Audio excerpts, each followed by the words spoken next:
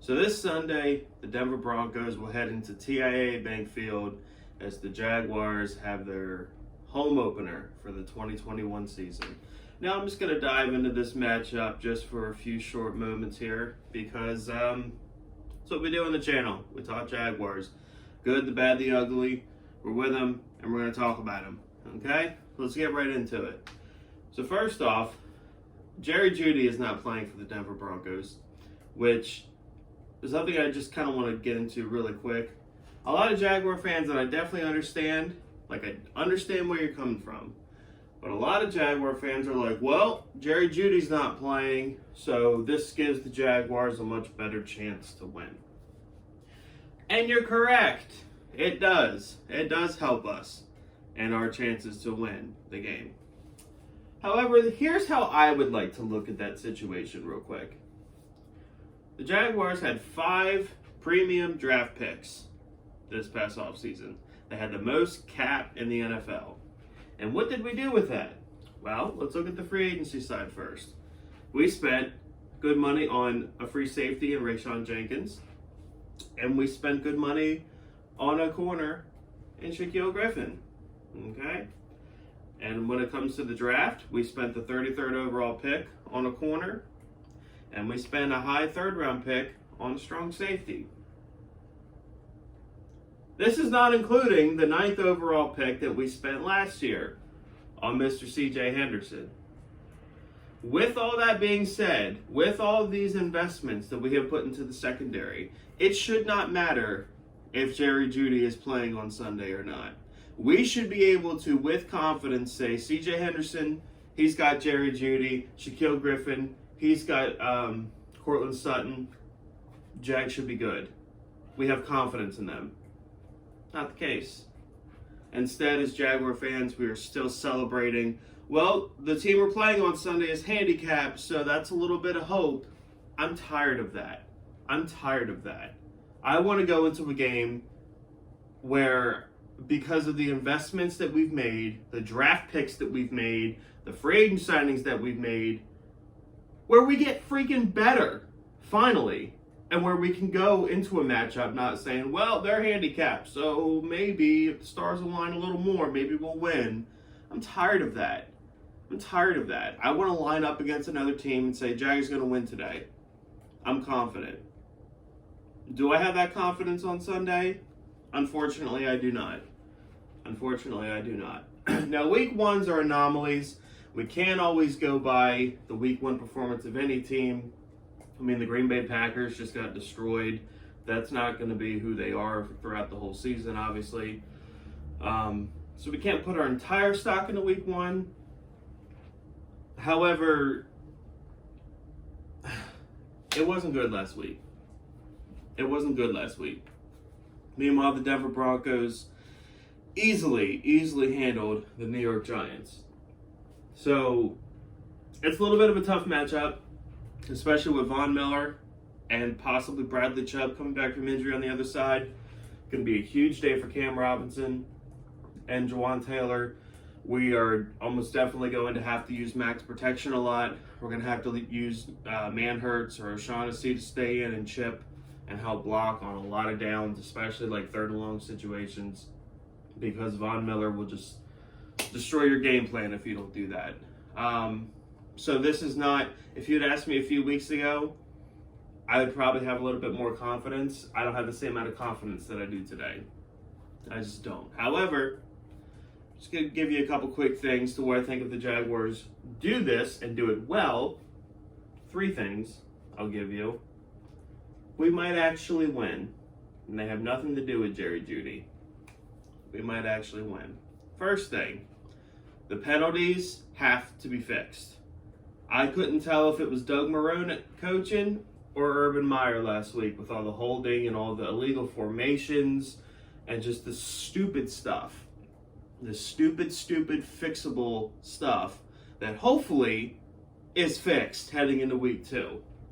Okay? Hopefully that is fixed.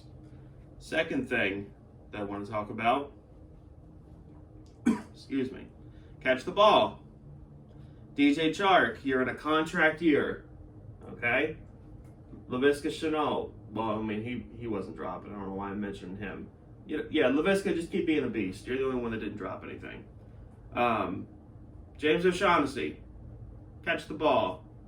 James Robinson, I love you. I love you.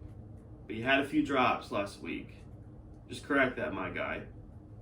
And speaking of James Robinson, third point. Give him the freaking football. Give him the football. 1,000-yard rusher, one of the best undrafted players this league has ever seen. 5 carries last week. Unacceptable. Completely unacceptable. Trevor Lawrence should never throw 51 times again throughout this entire season. And James Robinson should never only get 5 carries throughout the rest of the season. Run the ball. Carlos Hyde actually looked somewhat decent last week. Give James Robinson 15, 17 carries a game. Give Carlos Hyde 10. I'm fine with that. I'm fine with that. I know I said only 3 points, so this just came to my mind as well, because I mentioned him earlier. Laviska Shenault, okay? This drove me crazy last year, and I saw kind of a lot of it last week too. I feel like the Jaguars are afraid to use Laviska Shenault like a real wide receiver.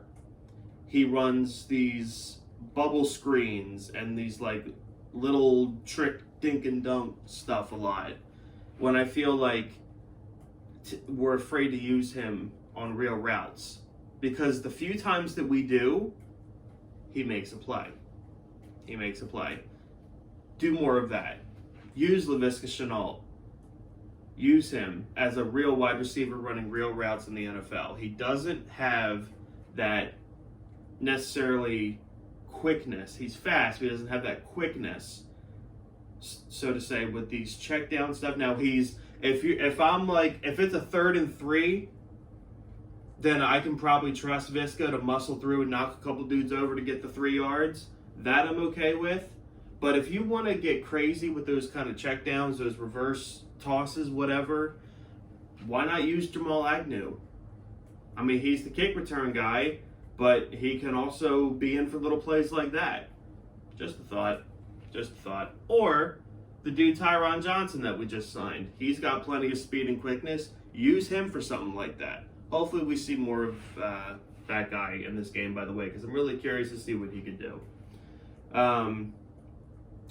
That's pretty much, I don't really have much more to say outside of secondary's got to play better. Like I said, it shouldn't matter if Jerry Jeudy's playing or not. We have invested so much in the secondary this offseason alone that, especially with Jerry Jeudy not playing, there is no reason for what happened last week. Tyson Campbell, get your head around.